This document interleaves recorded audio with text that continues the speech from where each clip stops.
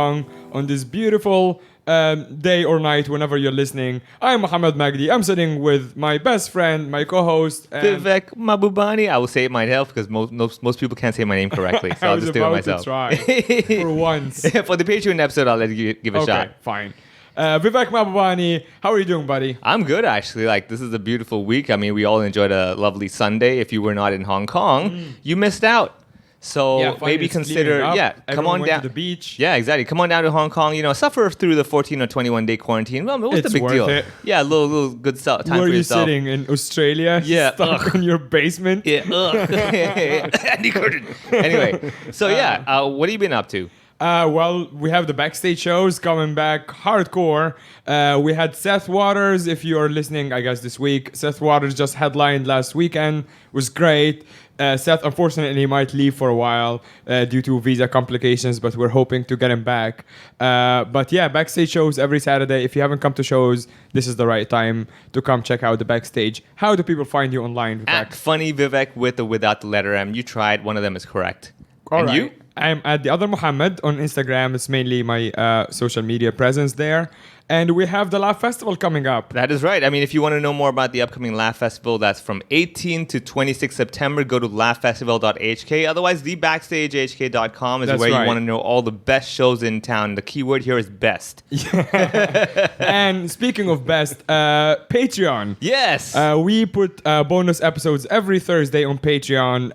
For $5 a month, you can get all the juice, the real stuff. Did I say juice or juice? Yeah. With your accent, nobody knows, man. I realize it might sound like you can get all of the Jews. We actually do have Jews that are Patreon subscribers, so I will say you might see all our Jewish subscribers.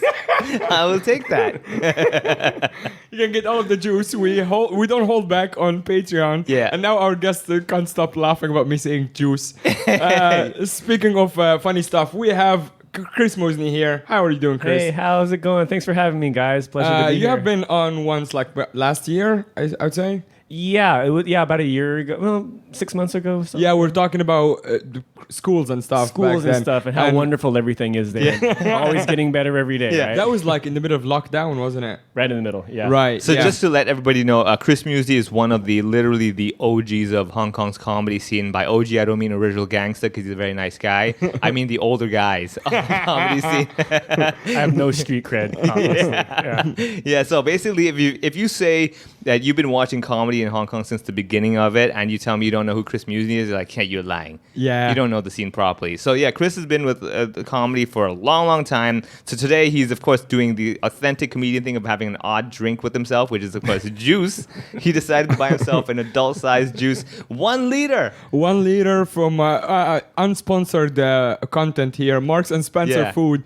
Pressed pineapple, apple, peach, and passion fruit juice. Never from concentrate. There you go. Yeah, never concentrate. Yeah. So, of course, Marks and Spencer, this is the ball's in your court. Yeah. Do sponsor us with juices. We will offer like to channel our inner 40-year-old white woman. Exactly. So nothing will make us happier than saving $28 every time we buy a box of juice. You guys are joking, but I would totally take that sponsorship. For sure. No, I'm serious, man. It's most just having water. Is that because you're from Egypt and it's so precious over there? It is very can't precious. Get enough filtered Dude, water. we're having a proper full-on diplomatic crisis with Ethiopia because they built a dam and the beginning of the source of the Nile. And now if they don't stop building it, Egypt and Sudan basically are going to just starve and die in like 10 years. I'm glad I brought that up. I was just joking.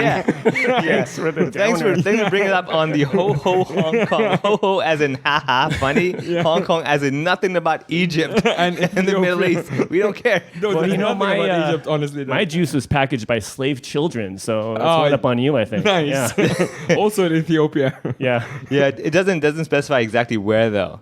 It doesn't tell us, so I'm just going to assume that they were probably... So you just fucked up our sponsorship from Marks and Spencer. They were listening, they're like, oh, we should sponsor this guy. And you're like, it's made by slaves. We're going to get water, though. Don't worry. Oh, yeah, we much get water. Bigger, much exactly. bigger. Actually, that's a strategic move that we did because we realized, wait a second, if we kind of diss Marks and Spencer, chances are Park and Shop or Welcome are listening right now. And they're bigger sponsors. That's why you get the big bucks. Yeah, they have way more inventory. They don't have only one brand of juice. Now the three of us, by the way, are flipping that. Oh, apparently Ireland. There you go. Made in Ireland? Yeah. Well, they not were- an island. Is it my English or Yeah. or is it just too early to say? Yeah, probably too early, man. So made in the Netherlands with ingredients sourced from more than one country. Very vague. Yeah. So I guess you're right. Yeah, Slaves. definitely. So just to clarify as well, Chris Musni currently is drinking a pressed pineapple, apple, peach, and passion fruit juice. Now, this is so white that they have to add the word passion into it. We put passion in our fruit juices as well. I understand that they meant passion fruit, but the fact that they put it in a new line. So please go down to Marks and Spencer's. Of course, Marks and Spencer get balls back in your court. See how we're driving traffic to your store? Go to Marks and Spencer's and go check out their juices. They have fantastic. You can also, when you go there, tag us. Yes. Post it on social media and tag Vivek and me and Chris. Yeah, exactly. where I gotta have some white guy among the three of us. I'm Yeah. the whitest person here. We gotta have some representation. very true. I mean, that is for, so. Among the yuppies. three of us, there is half a person who's Yeah, we have a white. half white guy here. So, That's how yeah. unwhite we are. Like, Yes. if someone is only 50% white, they're way whiter than us. I know. That's why they're freaking drinking Marks and Spencer. With passion. I'm ramping it up for you guys. I will Yeah. take it, man. All Made right. with passion. Oh, it also says last thing. It says eat well on the bottom. For some reason. This is why English is not easy, you know? Like, you eat soup, they're telling you eat your drink properly. It's like, what's going on, people? Yeah, that... So is this like an edible package? Would you finish it and you just start chewing on the carton? I would like to see you eat this. No, it says eat well. You brought it. Wait, let the Middle East crisis get worse. I think Mo may consider the eating thing. He's like, you know what, at It's this been point, like I need 2 to... years. I Yeah. might. He looks a little thin, so Yeah. All right. So coming back again to what this whole podcast is about, is basically talking to our guests, getting to know about the stories behind them. So Chris Musni been doing comedy for a long, long time. So back in the days where people like myself had no idea what we were doing as well. I mean, I remember doing shows where like you get on stage, you're like, oh, I hope for the best. I mean, Wait, who started first? I am not too sure actually. I think it was like the same time. I think the same time. 'cause Really? it- yeah. it was Wow. the same time. It was a So comedy it was We were the competition. first competition together. Yeah. Dude, so okay, you started at the same time. He's on the back of buses. And he got married. And I'm You in are- those buses in the back. Exactly. Yeah, Perfect. someone's got to make those ads worthwhile. Like, well, people do take buses, so that's why he's on the back of it. He's a proper Yeah. celebrity, and you are at Bar 109 on Monday. What Well, happened, that's Chris? This is why we brought you on the podcast. What Oh happened? my God. I don't know. Everything imploded. I don't know exactly what happened. They don't want white people anymore. I don't know. Yeah. They wanted the purebred. They wanted the pure. You wanted They the wanted pure bread. bread. Okay. Like, what's this hybrid comedian? We don't like this stuff. We want the Yeah. pure factor of the Indian guy. All right. So, do you remember back then what was one of your earliest bits that you used to have? Because usually a lot of times when comedians first start off, we Oh. go with like something about ourselves or like the elephant in the room or stuff like that. Back in the day, like talking about being mixed, being Filipino and white. Yeah, I did yeah. that a lot. Yeah. And I got sick of that so quick. Yeah. Yeah. And but it worked. I don't know what it is about like starting comedy is like I guess you go for the stereotypes or whatever. But I had that for like a year as well. Yeah. I'm like, oh, look at me, I'm from Egypt. Right. And then I'm like, oh, Arabs are like that or fucking Yeah. terrorists and all of that stuff. Do you have like what kind of stereotype did you jump into when you started? Well, obviously, you would assume if in a mixed marriage, you would assume to be the white guy and a Asian- Filipino woman, Asian yeah. girl, but it was not. Yeah. So- Oh, really? Is it the opposite for you? It is. See, that's why. That's why I it actually That's why it works. works. Yeah. That's why it works. Yeah. But it is kind of like the most stereotypical thing Yeah. Yeah. that you could talk about. Yeah. But I think everyone does those things because it's easier. Yeah, yeah. We want to joke about other things, but we don't know how. Yeah. I guess, yeah, because in the beginning, you go back to your kind of like, you go dig inwards to Yeah. figure out your identity. And you got to Identity. like tell the audience who you are because they don't really Yes. know who you are, right? Right, Yeah. It's right. just that usually like after a year or two, you kind of get over that, the whole, stereotypes, Asian Yeah. people like that, Indian people like that kind of thing. And then you move on to like life in general, what's been happening with yourself. Of course, no one's stopping comedians from doing that for like what? 14 years now to still do stereotypes, but hey, Yeah, what yeah. you gonna do, man? I mean, you also have people like, Russell Peters who built a career out of it Yeah. and still doing it in like 35 years Yeah. later. He picks on someone in the audience And bam, it's still like pretty much the same idea. Correct. It's Yeah, like, yeah, yeah. You look like this, you whatever. Yeah, you Yeah. have that. All right, so then how would you say the evolution, were there like periods of like uncertainty of like, where am I going with this? What do I want to do? What's my voice? Have you gone through that Oh phase? yeah, for sure. It's nonstop, dude. Yeah. Nonstop. Like at first, I would want to do this joke, and I thought it's clever. But then I realized, oh, the audience doesn't care about you being clever. They just want to understand. Yeah. And I realized, oh, a lot of these bits don't work because they just don't get, no one's going to watch a show and be like, man, that guy was really smart. He wasn't very funny. But you're also saying that the audience are too dumb for your smart jokes. No, I'm not smart enough to say these things in a funny way. That's what it was. Because every comic wants to say something that's really clever and groundbreaking. Yeah. Like you watch Louis C.K. and like, oh, he's making fun of black people. I guess I'll just go do that too. Yeah. And then fail horribly. Yeah. Well, I was thinking more like you were thinking of Louis C.K. I was thinking of the hot balls of gas guy. So who I think he thinks he's making a smart point as well, which it might be. That's what it is. Yeah. For context, for people who don't know, we have this guy who has been doing open mic for years, and he only talks about hot balls of gas. Yeah. He talks about planets, right? Yeah. But And he has the same act for as long as I've been alive, basically.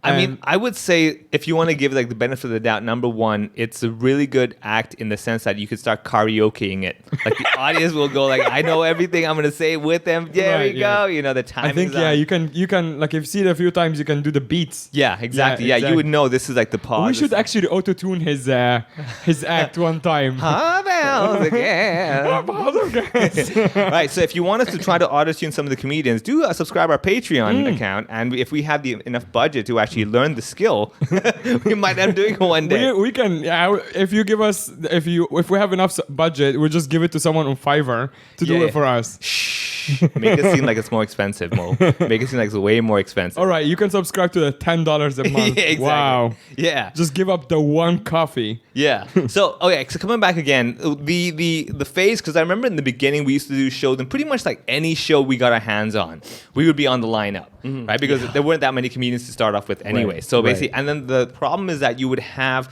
for example, shows that are an hour long, and you have 7 minutes of material. And for some reason, they got to somehow fill the time. Yeah. So, did you have any moments that you remember? Like, for example, one prime example is I remember I had a gig where I had to do like 13 minutes, and I had 7. And I was like, oh man, I'm scrambling. And I remember I was like on stage just like randomly saying something, oh, that guy in the audience over there, hey, he's over there. And I'm like, I don't know where I'm going with this. I had no skill of crowd work back then. And it was just I had no idea. I'm just like trying to stay afloat. Yeah. Did you have a lot of those in the beginning? You know what? Like no, not really. One issue for me was I love material. I love material so much. I think it's so cool and interesting. But I used to think that all you have to do is say these ideas. Like, hey, the audience, once they know these concepts, they will laugh. And I thought the that's idea what itself is funny. That's what you're thinking, right? Yeah. And I basically disassociated the person on stage, like the performer. And I didn't, for the longest time, I didn't realize actually they're buying the person. I think you knew that from like the beginning. I guess we were just randomly hitting, and maybe like my dart hit that angle and your dart hit some other angle. So maybe that's what it was. Yeah, but it's like such an important thing. And even like now I'm still sort of like trying to make that a habit. Like they're actually buying the guy on stage, not these ideas. You know, they're going to go see Seinfeld. Yeah. They're not going to go see someone talk about relationships. Hey, that guy's going to talk about relationships. Let's go see him. And so for me, that was like a game changer, I think. When did you have that realization? Like a couple of years ago. Oh no! You know what's bizarre? Like when we do Cantonese shows, in the beginning, people would always ask, like, "Oh, what are you guys going to talk about? What's the topic for this show?" Really? Yeah, because in Chinese The comedy, topic is jokes. yeah, exactly, is ha ha ha. You see that, right? So the thing is, because in the Chinese scene and the Cantonese scene, initially it was mostly celebrities, right? And they would do a show like maybe once every 2 years, big show for 1 or 2 hours long, and there's like a certain theme for that show. So people were like basically they understood like, oh, that's what comedy is. You come with a theme and you're basically going to go around that theme the whole show. And now I'm like, no, this is not how this works. This is basically you got many comedians. Each just does their set, whatever it is. I might talk about my identity. I might talk about my recent happenings. The next guy might talk about his identity, whatever it is, you know, and you'd have no idea what to expect. But the objective is they will tell you something funny enough that will get you laughing. Now, the concept like that, they're like, but what if I'm not interested in the topic? I'm like, well, that's the comedian's challenge. Yeah. That, you know, you're on stage enough that even though I don't care about soccer, but what you're saying to me is hilarious, you know? So a good example is I remember I was watching like Seinfeld talk about how people watching the game and they would share the TV screens, like as if they're part of the game, like the part of the team. He's like, no, you did nothing, right? And I'm like, yeah, I don't watch sports, but I'm like, I can totally get that, you know? I can totally appreciate it, and I was finding that really funny. So that's what I mean. People didn't really understand that culture. Yes. So I guess in the beginning as well that also ourselves, we didn't realize that, wait, isn't comedy just about, being funny, the joke? But turns out, as you said, that the whole experience is different. Yeah, man. And I guess like we also could only rely on the initial few that we see live or even whatever we see online or YouTube. And like Netflix wasn't a big thing back then, so you couldn't watch specials every second you wanted. There were discs. There were discs, actual discs. Yeah, they were actually like a DVD distribution service, I believe, right? So all that stuff. And I just remember in the beginning, it was like really just like, well, let's just give it a shot and see what happens. All right, tonight worked, so I guess that's going to work. It's like, no, that doesn't work tonight. You were lucky. So you had that. But then of course, the scene kind of grew, right? We comedians started to decide like, hey, you know what? Let's expand the scene. Like basically, comedians are the type of people that are willing to basically go against the grain. Because I mean, what we do is not your easy peasy, hey, just go sing a song 20 times, it's going to work every time. But it's like, okay, I did that joke and I got to rewrite something now. Yeah. And I believe that the scene at some point, comedians were like, hey, I think we have enough that we can actually make the whole pie bigger, rather than just sit and wait and fight for slices. Yeah. Do you remember like that period? Because I remember with the Cantonese scene, right? So in the Cantonese scene initially, that we were basically with Takeout Comedy back then, and eventually at some point we were kind of getting a bit frustrated with what's going on because like it was just the same, and then we were like, hey, we can do so much more. We just need to be given the opportunity, right? And it was kind of, we took it upon ourselves to basically start this thing called Vivek and Friends, right? And so it was really weird because obviously there's going to be politics and arguments and everything. We didn't have really good terms with Takeout. And so we were kind of told off a lot, like, you guys are going to fail and everything like that. But we were like, hey, you know what? We have to believe in ourselves. At least we're trying. At least we're trying. Yeah, exactly. Right. Like, I'm sure like a lot of comedians, you're going to go on stage and people don't laugh and everything. You're going to get the whole booze and this is that. And then you go like, yeah. You get booed? I've been booed once, man. Really? Yeah. Have you ever been booed? I feel like that's such a strong reaction. I don't think I've ever Did been you booed. just go up and call them all the N-word? What did you do? No, I didn't call the N-word. Like, hey, don't you see our color? I'm like, no. That's like a hate crime right there. He's just talking about boo. Yeah, well, I mean, He ramps it up in his head, dude. I mean, that's so to me, negative. that's what warrants getting booed. And even someone with that mindset has not been booed yet. Yeah, exactly. Like, I mean, come on, people. When's your next show? Just wait. All right, somebody come on down. Just help us out. Break the curse. Yeah. So why did you get All right, booed? so, okay, I'll tell you the story. This is what it was. It was actually for a private event, okay? A private party, and it was like an English show. I was booked for 20 minutes, and it was actually at one of these buildings that they had like a clubhouse, so they booked the whole clubhouse out, and they were having party, right? So 6 p.m. was a party start time. I was kind of still new in the scene, and I show up at 6 p.m. I'm like, okay, I'm here for the show. They're like, no, you perform at 9. I'm like, okay, thank you, Mr. Manager, who doesn't do shit for me. You didn't tell me this. Whoever told me, Yeah, whoever told you. And so I'm there, okay, well, I might as well just wait, right? So 6 p.m. starts, everyone's drinking. There's no food, only drinking, okay? Nice.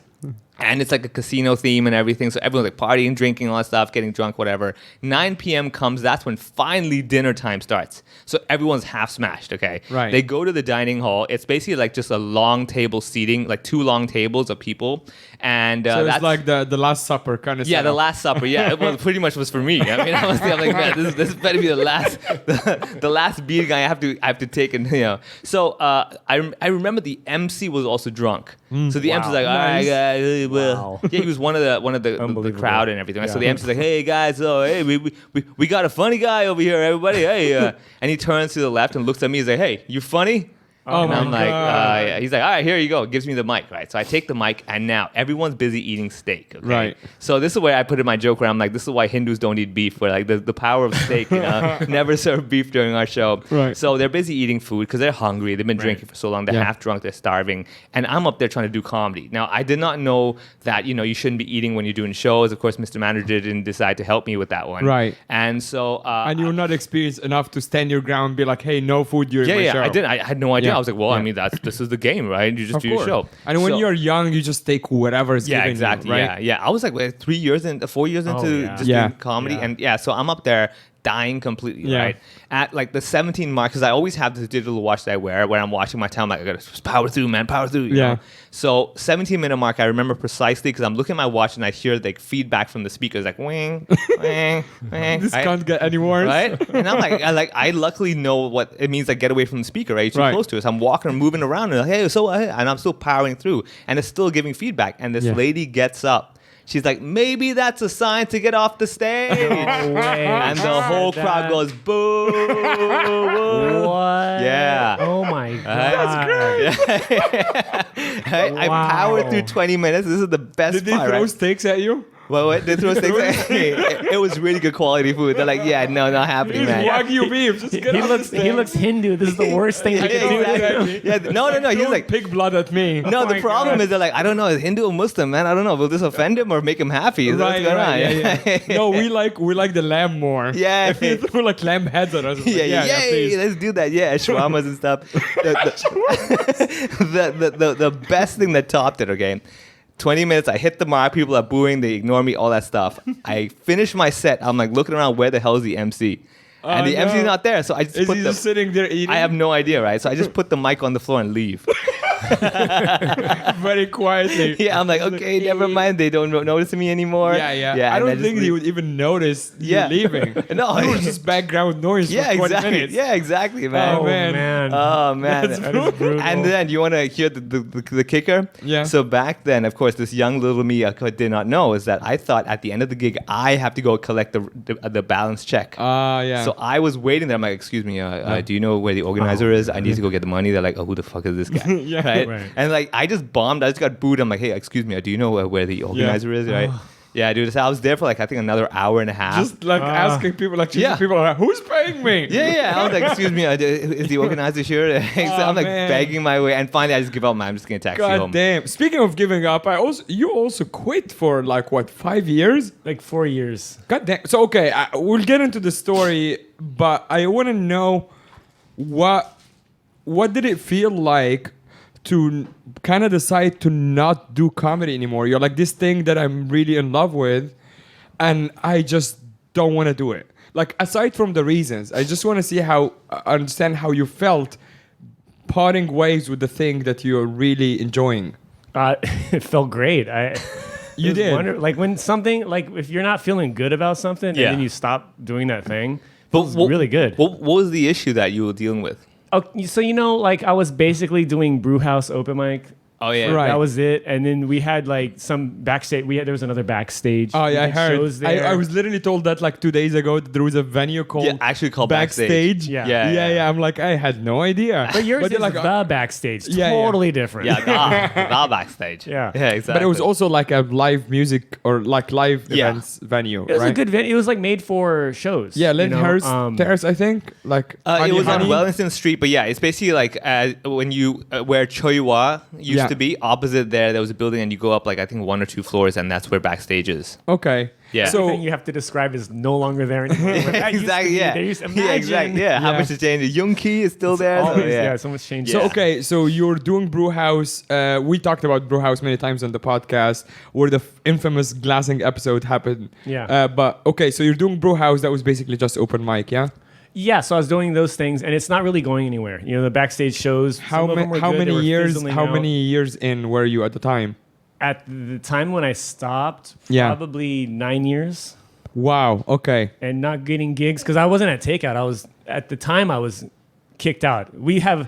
Yeah. Okay. So I wanna Yeah. zoom in a little bit on that because you're kind of jumping around. So you're doing some backstage shows. Yeah. Are these curated shows, like produced shows that you guys are putting We together? made them. Yeah. You yeah, made these them. guys, yeah. Okay. Yeah, and we don't know how to advertise, so there wouldn't be people be there sometimes no. So it was like the old crew, you, Dorsher, I imagine, Dorsher. Garen, or was Ryan, or who was all those guys on it, but it was basically me and Michael Dorsher right? setting all the stuff up Like, together. which is comedy.hk basically. Yeah, yeah. Okay, great. So you're setting it up. It's not going great because you guys still don't have the marketing skills. yeah, right, Right. exactly. And Brew House is still going, also going okay.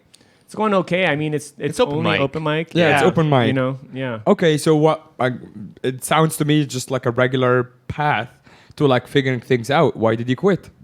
Because I was just, I honestly, now I look at it, I did opening at Brew House like all the time. I'd open all the time. Right. And that's not fun. Yeah. To Always the constantly first open. act, right? Yeah, not So you every didn't look at single it time. like now with experienced eye that like, oh, this is a muscle I can learn to like work a cold room. No, it at just the time felt it was just like- frustrating. Because, I mean, at that point, I'd already done all kinds of shows, you know, really big shows, fun shows. I'd even been on that TV show in Shanghai. Some Oh, guy yeah, did yeah. like some knockoff of Tonight Show I was on Yeah, there. So I'd yeah. already felt like something, and then now this is nothing. Right. And so it wasn't fun. And that was also And, way pre-COVID. Like we still, way back, like had tourists and everything. Oh, the in big thing city. was like swine flu back then. That was that was a much big more one. popular. Yeah, Wow, was the at the TV time. still like? Did the TV have color or was it still black and white? His one was black and white. Mine was like with big fat TV. With big fat- You see exactly. Vivek's picture on screen. Oh yeah, Yeah, that's my, right. my face at the back of the TV is like over there. He got sponsored this one as well. started with him. How the hell is he advertising this as well? So you're also said you mentioned takeout. What happened there? Because you were on the roster. I was on the roster, and I mean, officially, Jamie asked me to stop going because I did a opening spot at the Punchline, which was kind of a comedy club. Yeah, yeah. It was basically The British guys, Yeah, so right? Punchline British Comedy guys. they used to hold like I think once a month shows Yeah, down yeah, in they used to come Wan Chai. through Shanghai as Yeah, well. correct. So they would do shows, and I think there was a certain I wouldn't say hostility, but like Jamie just didn't like. It's not even disloyalty. It's like just like I own you, you know. It's like Well- you do in my place, and that's it. What is the logic behind that? Is that just because you start there, then I don't know. Yeah, it's very hard. I'm genuinely trying to understand because I worked with him, but on a very different level. I Yeah. used to fly in from Shanghai. I would do the competition, blah blah. Yeah. So I was never on the roster as. I think honestly there was a matter of basically like monopoly power, and it was a matter of like I started this is what I have. Why are you going and doing something else that's not this? You know. Right. So this is the issue. Like back then, takeout comedy was pretty much the monopoly of the local scene. Okay, Punchline was basically flying guys in, and initially they wouldn't have like a local comedian go on. But as we all developed over time, Punchline would notice us. Hey, why don't we get a local guy instead? Give them a spot. Sure. Now you could also say, oh, then don't we kind of like owe takeout comedy for giving us the opportunity to grow? And I'm like, yeah, so we did pay our dues in many ways. Like we would open for a lot of headlining comedians over there and no fees, no nothing. We just do it, right? So basically it's kind of like we're helping him pay the rent as well. Of course, this is pre us realizing that he owns the place. You know, like we were like, oh man. He's So like, actually, you guys in the beginning justified it to yourselves not getting paid. Is that we're helping him pay rent? because he would always tell us like, I can't make rent. I can't make I rent. never believed that from the beginning. Why, yeah? why I was did you not always believe certain that, I mean, I was suspicious. Soho rents. you Yeah, know I was what like, I don't know where the numbers Yeah, coming, but like, was I thought honestly, it may be like a truly passionate guy where he's like, I'm looking at the long game. Like, fair enough, you know. So I'm were happy you to the help. guy in like sitting in the back like doing the math in your heads like he gets this many people every night? What math? There is Look at no way Hong he Kong can rents, justify- dude. Yeah. Hong Yeah. Kong rents are insane. Yeah, Even yeah. for residential, for commercial, Yeah, is like yeah. criminal. And I was Yeah. like, there's no way this guy without selling beer. So that's another thing. So this okay. yeah. So if we want to go back to the old days of like the comedy scene, I remember even having. I think a lot of us did mention to Jamie, like Jamie, like why don't you sell alcohol? Like this doesn't make sense. You're saying you can't make rent, but you're not selling drinks. You're letting people BYO bring their own drinks. I'm like, why are you not just put a fridge? Yeah. You know, like just charge them a premium and the people will pay. Yeah. No, I want to keep it simple. I want to focus on the comedy. I'm like, man, this guy must be passionate about comedy. Right. Right.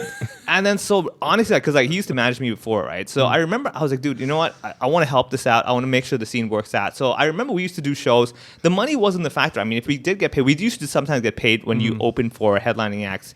But normal shows on the weekends, packed house, you'll get nothing. Okay, and I was like, okay, fair enough. You know, he's giving us opportunity to go on stage, and at the same time, we're trying to learn as well. So okay, win-win for everybody. Yeah. But then it came about when you got repeatedly told off, like when there were like droughts for maybe a few weeks. It's like, oh, I can't make rent. You know, it's really tough. You got to start marketing and you got to start promoting it more. And I'm like, okay, you know, I'm going to try my best. You know, tell friends, put it on Facebook, whatever it takes, right?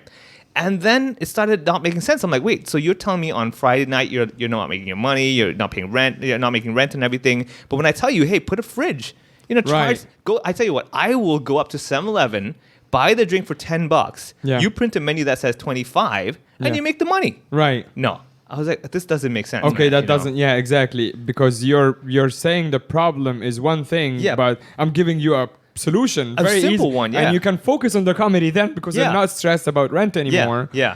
But you don't want to listen. Correct, But clearly, yeah. you didn't know at the time that it's because he can't even sell drinks in the venue. Well, you have to get a license and everything. Exactly. But then, I mean, Yeah. that's a matter of administration. That's all you got to Sure. do. There's I mean, a club thing you can do, like an art oh, gallery. if you're They'll be so, like, yeah. So if you're a private club where members only, which I'm not Yeah. sure if Which that is was like the case. aftermath is. Something like that, yeah. So then you have that as There's well. So- different licensing, but also if we're talking about takeout as a venue, because having been involved in building the riff, there is also all kinds of codes that are not met there.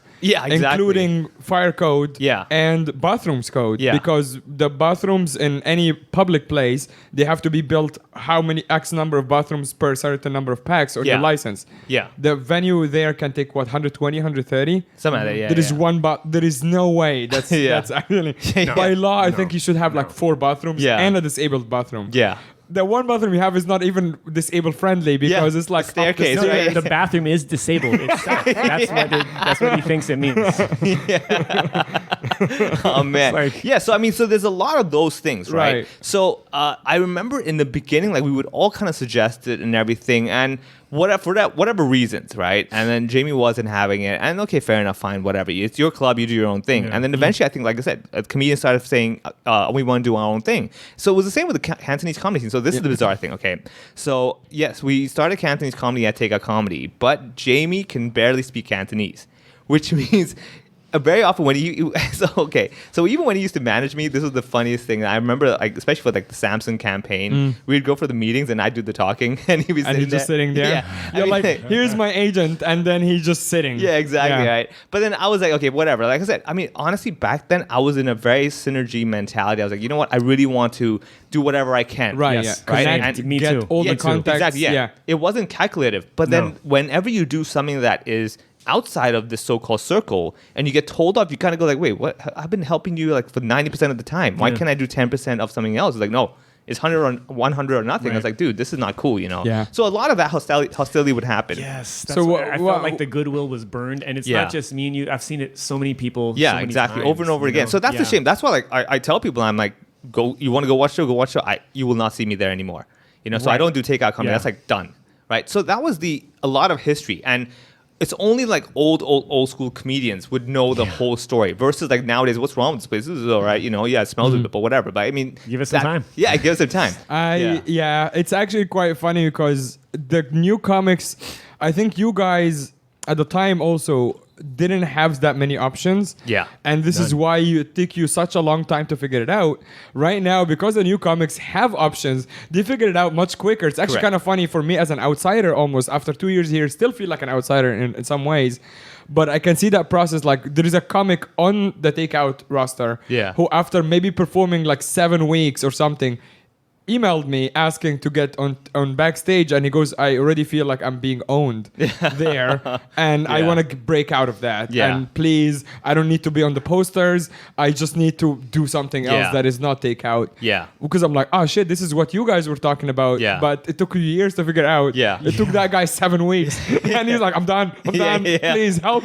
Yeah, there's a lot of that. But you know what's bizarre is that also back then we didn't know the value of doing shows in multiple places. So like Right. having like Yeah. Brew House and having backstage, the original that venue backstage, we were learning like, oh, different rooms have a different vibe. Wait, Yeah, what's this, yeah, right? yeah. Because there was no real guidance. Right? It was really none, just like trial none. by You're on error. your own. Yeah, so There was a lot no of one that. telling you unsolicited advice Yeah. about how you should ask women to take their shirt off at the beginning of the show. That kills, by the way. You should do it. Unsolicited is too nice. Unwanted. It's unwanted advice. Please walk away. Say it to a mirror. I don't want to hear it. Exactly. Yeah, exactly. Oh man, no, but so yeah, so bringing it back to now, right? So let's come back to now, because like back then there was a lot of journeys, and I think even for myself, I mean, a lot of people may say, oh, you know, he's doing well today, he's doing all this stuff, but we've all gone through a lot of the phases where even myself, I'm like, what is my style? What am I willing to do? So I remember, I'll give you an example. Like, I remember ATV, back when ATV existed in Hong Kong, the television channel that's Yeah. gone now. Yeah. They had a show, basically like award ceremony for ads, okay? So best ads and everything. And they wanted to hire me to do comedy on the show live, right? I'm like, oh yeah, sure, whatever, right? And then so they hired me. I'm like, okay, so, you know, do I have to give you the script and everything? No, we'll give you the script. I'm like, wow, you mean they have a team of writers for me? This is how this works? Like back then I was like, again, I did not know that this doesn't exist this way. It doesn't work that way. I'm like, wow, this is how these work? So all along I thought these guys go on the Letterman show, they've got their own material. Like, no, they must have a team of writers that do it and all Right. that. I'm like, okay, I'm learning. I get there a day before. They send me the script. It's all basically not WhatsApp, but internet jokes. Yeah. And I'm like, wait, what's this? Yeah. So like, this is what you're gonna say tomorrow. I'm like, wait, no. Like, hold on, wait, what? This is terrible. They found it online and dad jokes basically. Oh. A whole bunch of dad jokes. Oh, where you're like, there is a great clearly- Instagram account, by the way, of Yeah. just dad jokes. There you go. Yeah. It's so good. Yeah, so it's stuff like that, you know what I mean? Yeah. Like, and then I'm looking at it like, this is terrible. Like, this is Yeah. horrible. But it's like live happening tomorrow. I remember no. I'm there. I even have to like wear like my cheongsam, like the Chinese cheongsam that I have, and they're like, it'll be really funny if you wear it. And so I'm like, okay, I sure. remember that now. Right? Yeah, remember the I'm- blue color. Yeah. Right. Oh, It's man. on TV. So I remember sitting in the dressing room. I was looking at the mirror, going like, "What the hell, man? What am I doing? This is." I was like hating every moment of it, and I'm like, "What if I just go out there and just not do the script?" I'm like, "I don't know, man. I could like get in real big trouble." Again, I was still back then a very goody two shoes. Like, oh well, Yeah. you know, I mean, I was told I have to do this, so I'll do it. I go out there, I do it. I hate every moment of it, and man, I finished it, and I was like, dude, like I will never, ever Yeah, let that put happen myself again. in that Yeah, situation never again. again, right? Wow. But I mean, a lot of that is like nobody taught us that. Right. Nobody told us like, wait, what do you mean they're giving you a script? It doesn't make sense. Like, Right. don't you tell them what you're gonna say? It's like, well, huh? I said, how does it work? I have no idea. So I think that's a lot. Do you remember like a lot of examples such as that where you're doing something, you're like, oh wait, this is not how it's supposed to be, or like this is what it's like. Oh man, we're in trouble now. I just remember trying to learn, like, glean anything I could off of, like, professionals. Yeah. Especially when they came. Oh yeah. Like, we'd see them come, like, you know how we would get a laugh? Like, if you get on stage and after, like, a minute or two, you get a good laugh. Yeah. And like, oh, yeah, I'm doing pretty good. Yeah. And then you get Ted Alexandro here, Oh. who comes on stage. He's not even doing a bit. He's just talking calm, about just the talking. crowd. Yeah. And Right. he's like rolling. Yeah. He's Yeah. getting the audience. And you guys know what a roll is? When the audience this is gets like every so single excited, thing. Yeah, they yeah, yeah. start I've seen it. applauding. I've seen I was actually talking to them. Yeah. Nice. But he had them in a roll before he got to his bits in like first 10 seconds. Yeah. Or Butch Bradley. And I was like, Oh. oh, that's how it's done. Yeah. Because we didn't know that, you know? And then Yeah. you have Jamie telling us what to do, but actually he doesn't really know. Yeah, But we yeah, actually know more. Yeah. Just naturally. I mean, over time with our experience as well, again, because we have been in many uncomfortable situations. And you have also like when you have one guy in the same, pretty much the same space the whole time, Yeah. telling you what to do in that space. He might be right about his particular Correct. space. Yes. But you guys have toured a lot more, Yeah. and you have worked with different crowds and Yeah. stuff. It's, it's like a kill at some room point, too. yeah. Takeout is a kill Oh, room. yeah, when all it's props. packed. Oh, Oh, yeah, man. Yeah. All props to take out. I mean, I tell you that room, like I said, as you went, it's all packed. Oh, it's like Oh, yeah, complete you know, it's kill. all No, but I packed, mean, it's it magic. builds your confidence and it makes you think you're better than you are. I was And just then gonna you get go to to that. bar 109. You're like, oh, You're like, what happened? I'm yeah. not Yeah, funny it here. can be Yeah. a very easy room. Like Yeah. especially in the festival days, Yes. when you have the prelim nights, Oh, yeah. when it's just like 120, 130 people completely packed, Yeah. and you have people from Malaysia, Singapore, Shanghai. Just talk here and laughs happen. That's Yeah, how it is yeah, at yeah, Takeout. yeah. No, it was. really is. I remember doing it for the first year. Didn't make it through the prelim, but it was such a weird experience because I had such a great set but everyone else was just killing. Yeah. I'm like, okay, they had 4 applause breaks. I'm Yeah. out. Like Yeah. this is crazy. Yeah, exactly. Yeah. So I mean, that's what I say. I mean, all props again. I give all props to Jamie for building that room and that design. Yeah. However, what I would say is that that's fun. It's kind of like saying we're all gonna go to the game center and play video games. It's like fun and games and everything. But Yeah. after a while, it's like, dude, like, is this it? Is this Yeah. all you're gonna be doing? Like, just going to game Yeah. center, putting coins in a machine, playing. Like, isn't there more we can do to this? Yeah. Rather than just saying, and then so No, eventually, you can go to Changsha now. yeah, exactly, yeah, exactly, and do stuff over there. Yeah. Possibilities are limitless. That's actually a roadshow. Yeah, exactly. When you go to like different islands in Hong Kong, it's like, hey, we're traveling. Again, Oh my God. sometimes you got to excite your life in ways that are not exciting, Yeah, but I whatever it know. takes, right? So this is another thing I tell people is that even as an audience as well, it's very important for you to realize that you might get comfortable in one venue, but you're doing yourself a disservice of like just sticking to one place. It's much like going to the same bar over and over again. It's like, dude, after a while, you're missing out on a lot of other opportunities. You might realize, wait a second, I've always actually liked something like this, in fact, versus that. And also the idea is that when you go to the same place, I always use like restaurants and bars. I mean, it's easy. It's like a no-brainer. You enjoy it. But it's also that the idea of like, having some distance and then you learn to appreciate it even more. Right. So small things like that. So like I said, when we do like, for example, the brew house shows, you would do that. People are peeling peanuts and throwing the shells on the floors. You're like, man, I got to up my Glassing game. people in Right. the face, Exactly. Every now and then, like today, we'll like get stitches Like, here. I need a break from this so Yeah. I can appreciate the next glassing. Exactly. To be yeah. honest, that wasn't that funny. I mean, The glassing cursing in the face. It sounded kind of hilarious. It didn't really. No, it sounded really funny to It us when you didn't guys told kill. us the story. It didn't kill. It didn't kill. That's true. Yeah. It was comedy equals to tragedy plus time. So Yeah. there's been a lot of time. You So know what's funny about the glassing thing Yeah. is that wasn't even our last show. Like we kept going. We kept going. I did a bit on the last show. I made a bit about it. Oh, the rent? They raised the rent. We're like, okay, bye. That guy Yeah. almost got murdered. Yeah. Let's do one next week. They raised the rent. See you later. I heard also Tambi was supposed to follow the guy and he was like so mad. He was so mad because he had just written like 2 new minutes. He was like, oh man, my new bits. Yeah. Why did you have to do it before me? Yeah, exactly. Yeah, let me finish my bits first. Oh, he's so selfish. The audience wouldn't be offended normally by his material. It's Yeah, distinct. exactly. Yeah, that's true. Actually, you go on to like, this guy's kind of mild. I mean, compared to the previous guy, this He's guy's like, pretty nice. Yeah, this I- guy went way over the line. Exactly. Tammy's like, I need 2 glasses. Right? Oh man.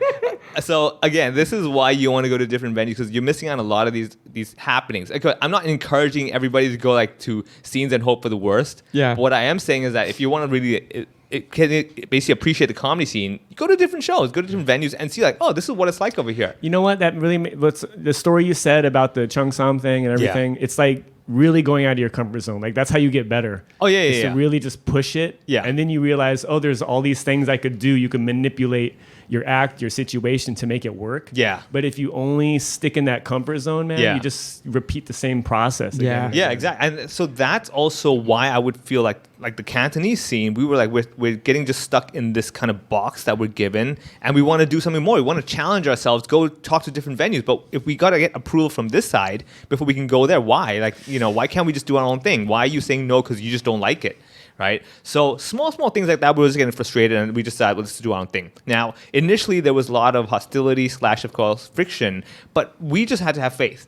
Right? And I think a lot of comedians in Hong Kong, especially the ones who've been doing it for years and years, have had to go on a faith-based journey. Not religious, but I mean, it's like you got to Yeah, I was believe gonna like, say, okay, did you we're all gonna go on silent retreats? yeah, we did. No, the audience did. The show, yeah, it's like, okay. They're like, all right, but this, They just want peace and quiet. That's where you come. exactly. Like, you may speak in your tone. Yeah. Now we'll sit Friday your night side. meditation retreats. Exactly. In Soho, 9 p.m. Exactly. This is like the master class. Of like, okay, now I want you to work on Oh, mindfulness. that's what the class was about. Okay. Yeah. So that's what I tell myself when I do shitty shows. I'm like, this is mindfulness, man. They're like trying to don't get distracted by the guy on stage. Hold it in. Feel the happiness within yourself. Don't let him know it. Don't share it. That's great. Yeah. So I coming back real quick. So yeah, we wanted to get out of our comfort zone. I think also with you, Chris, you and Dorsha as well. We're like, hey, we want to try something more. We want to expand in different ways. Yeah. Give it a shot. And hey, guess what? It's still here. Yeah. We're still here. Comedy.hk is still Well, happening. Yeah, You- still happening. Why did you come back? You had already completely given up. You just don't care anymore. Were you even going to shows to watch? No, I didn't. You know what? My Did you stay in touch with these guys, or did you just like check out completely? checked out? Yeah. Even my tree invited me to a show, and I was like, "Oh, I think that's okay. No, that's all right." And then she's like, "No, I'm not asking you to perform." And Yeah. I assumed she wasn't. Right. Yeah. And I was like, "Oh, I'm just letting Still you don't- know. yeah. I just had no interest Right. to go to the show. Yeah. I wanted nothing to do with it. Yeah. It's like kind of a sore spot a little bit. Yeah, I can So what understand. got you to come back? Oh, Andy.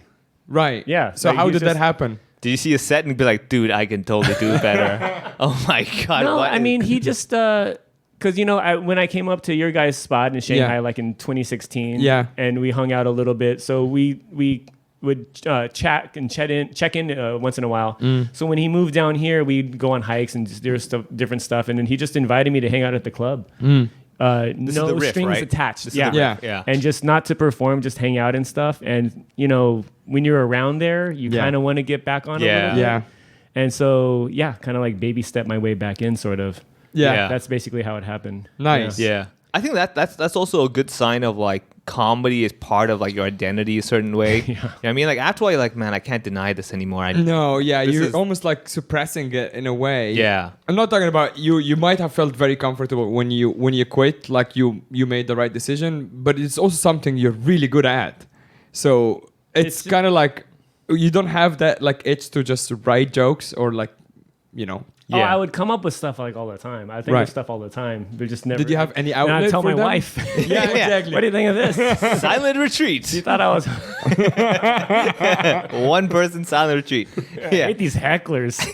I married one. No. Yeah. Actually, She's speaking actually of- a great laugher. So. Speaking of which, because you're married, actually, we were talking about this off air. The idea of like, we don't have that many married comedians in Hong Kong, I would say. Yeah. Maybe like 3 or 4. Darren, yeah. him, Pete. Andy was, but Well, not in Hong Kong, so I'm saying that. yeah. There's that, yeah. So, Also, yeah. yeah, not People who are comedian, but not yeah. in quarantine. Yeah, exactly, yeah. Well, actually, yeah, go on. Well, I've never used comedy to get girls. I've never. Well, you What? should start. Why? I don't know. It's This is probably why he really quit. yeah. He's like, forget the laughter. Yeah. He's like, wow, that's not why I've seen people like I'm gonna try some new material. Then some hot girls walk in. Fuck that! I'm doing my A material. Yeah. Like that's sad. Why are you? Yeah. Why are you doing that? Yeah. I think, that's where I tell people there's a difference between the artist level and versus the entertainer level. You know, like the artist level is like, dude, my craft comes first. I don't really care about the audience. I don't care about impressing you. I want to do this because I want to work it out so the next week I can work on this and adjust it. Then you got the entertainer, like, I need the feedback. I need them to Right. respond. Yeah. So you got 2 layers. I would say, like, honestly, what I've seen a lot of times that you've got more of the artist angle, where it's not to say like I will just talk by myself and you can ignore me and everything, but it's more like, I have this stuff. My craft is first. Do not interrupt this. This is my process. Right. Okay. Yeah. Now, if you want to make a complaint, do it afterwards. Let me finish my craft at the Yeah. moment. Yeah. So you have that. I would say that's why maybe It's that. so much fun. I just like doing that. I like doing the set. And I like hanging out with the comics afterwards. And Yeah. I hate it when people come up and talk to us. I'm like, leave them alone. I want to make jokes with them. Yeah. It's the worst when they interrupt. And they're trying to get laid. Yeah, I'm like, yeah. "You're cock block these guys. It's not a good You're cock situation." blocking them, but not like because you're jealous. It's because you want them for yourself. For very selfish reasons. Yeah. Like, I want to Yeah. hang out with my comedians. You can have sex They're with trying to get anyone. laid. Come You're on. like, I don't care. Yeah, exactly. Yeah, you can do it for the next show, not this show. Yeah. Do you find juggling like the married life and comedy to be challenging? No. I mean, because it's mostly on weekends and like the open mic night. I mean, if it was like a real everyday thing, maybe it'd kind of be frustrating. Do you see yourself like at some point taking it more like going back home maybe and touring a lot more, doing it like pretty much full time? I don't Or is that know. something you want to keep at this level? I have no idea. I don't know. I just want to see. Honestly, right now, I just want to get better at what I'm doing right now. Oh, Just okay, so you like, still need another like 5 years. Okay. Yeah, All right, well, exactly. okay, so I guess marriage life had no impact Yeah, on this craft. exactly, The whatsoever. artist says, wife? What wife? Yeah. Comedy. You know what? She's actually helpful though, because I Yeah. do run stuff by her a lot. Yeah. And she watches my Dude, she's tapes. awesome. She's also way funnier than you. Yeah, I know. That's the She's sad part. legitimately really funny. Yeah? Yeah. Chloe's Nice. awesome. She's hilarious. Yeah, she's and really, she has really- great stage presence. Does Doesn't she? she I mean, really- I mean, she's very obviously super confident. Yeah. Yeah. And she knows how to talk to strangers. She knows how to give them shit as well. Yeah. You Like, should he's hear a little her, shy. You should hear her Chinglish. Yeah. And she's Chinese, by the way. She's Yeah, for a second, I was like, my brain was like, Yeah. are you wait, hold on, yeah. I'm confused now. She's Irish. she's from Yeah. Sweden. She has It's this wonderful Chinglish. It's like, guys, you got to listen to Vivek's Indian accent. It's like Yeah. so good. It's Yeah. like, wait, hold on, I'm confused now. Like, She does do like, she speaks fluent English, but she does do like Chinglish. But she does sometimes. this, like, everyone does a Chinglish, right? Yeah. Every local Hong Konger does a Chinglish, but hers is like the best oh yeah, I've It's- ever all- ever heard. every popular tone is done. It's exactly This done, is and it's the confident. Yeah, It's that yeah. confident. And Yeah. I wouldn't even try to do it. It's so Nice. bad. Yeah. But she's super funny. Funnier than me. Yeah. for Yeah, sure. well, you lucked out. Good on I you. lucked out. Yeah. Okay, so married life. You have been in Hong Kong for what, 10, 15 years? 14 years. 14 years. Yeah. Do you think you want to go back home? Not even for comedy or not comedy. Do you think you want to stay in Hong Kong? I love it here. I love Hong Kong. I think it's a great place to live. It's changed a lot, like in the Yeah. last couple of years. Yeah. So I'd have to think about it. But overall, I still think it's better than living in the States. I mean, States is crazy. Like I know we have family friends who've been like killed by police for like jaywalking or something like that. Wow. You know, people like my family when they came for my wedding here, we were having hot pot with my family, and every one of them went around in a circle. They had a story about getting like attacked or robbed, and it got to me, and I had like some guy Nothing. cut in line Yeah. at the MTR. Yeah, you're like, well, nothing. Burger Circus ran out of chicken wings the other day, Yeah. so Yeah. I think that also is I miserable. filed a complaint. I saw a dude on the MTR drop like a few $1,000s in notes while rushing on the MTR. Everyone grabbed it and sir, here, you drop this. You Yeah. drop this. And like, that's what it's like here. Yeah. And when my family did that, I was like, oh, this is a good place to live. Yeah. Yeah. You know, you don't even worry about, you could sleep on the street. No one's going to bother you. Yeah, true. Yeah, a couple of plugs very quickly. Speaking of sleeping on the street, just unsponsored plugs. One is LKF Meltdown Instagram page, freaking amazing. Yeah. I don't even know who runs it. It's just really funny. It's basically like people on LKF on weekends Yeah. having complete meltdowns, faces blurred, but it's like exactly like people sleeping on the street, right in Yeah. the middle of the street. Yeah. You know, two people puking. Yeah. Some naked guy on top of a taxi. Yeah. It's amazing. Check it out on Instagram. The second one is the Drew Lynch special. So this guy I've been following for years. He's been on like America's Got Talent. He got popular because he got a stutter. He had a really, really bad stutter, and he was Yeah. like 17, and he made it to the final. So he's a pretty big stand-up in the US right now, but he just dropped a special on YouTube, and it's really, really good. So check that out. Chris, thank you so much for coming on. you. How do people find you on social media? Well, not my website. Just find me Instagram, Chris. Or website, if that's how you want to be found. It's been overtaken by some porn spam Oh, thing. you didn't so- renew your So domain name. chrismusni.com? So Yeah. if you like Asian anime titties, you can look at chrismusni.com. Or you could find me on, I guess, IG, Chris_. If you say Musni. IG, that already shows how Yeah. old you are. With the people don't say IG. They type IG. They say Oh, Instagram. Instagram. Yeah, there you Instagram. go. Okay. yeah. Sorry. or people can catch you live on 18 September, right? That's right. Yeah, the gala 18 show for the Laugh Festival. Gala show, All right, yes. at backstage over at the Hub, we're gonna have the gala show over there. Yeah. So check out Chris Musni and see what